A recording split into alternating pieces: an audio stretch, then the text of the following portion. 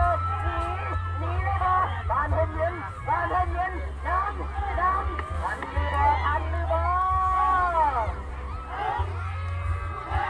เอาเงินเรื่องนั้นจะไปกันนะดูสิดูต้องอย่าลืมจับไปเพราะว่าเป็นความจำเป็น